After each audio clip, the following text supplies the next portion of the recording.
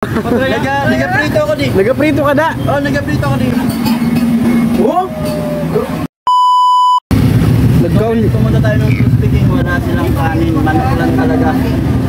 So, dito tayo bibili ng tawag dito, rice. So, 15 pesos yung isa. So, dalawa ka, 30-60. So, yun. 105, wala na lang.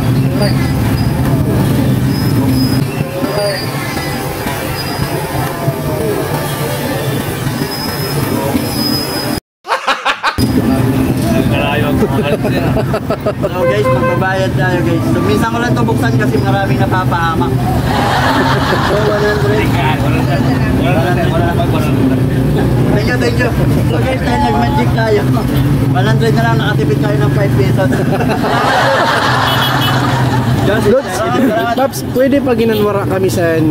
minsan kasi madalas nauubusan kami sa gasol. Pwede ako oram sa wallet mo? Pwede. Hindi kami sa nagaprito. Nagaprito ako di. Nagaprito ka da? Oh, nagaprito ako di. Oh? Wow! Kabalik ko na lang akong kwarta. Oh, ayusin na.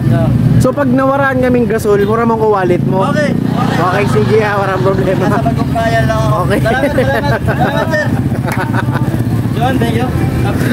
Sige. Oh. Bye. Oh.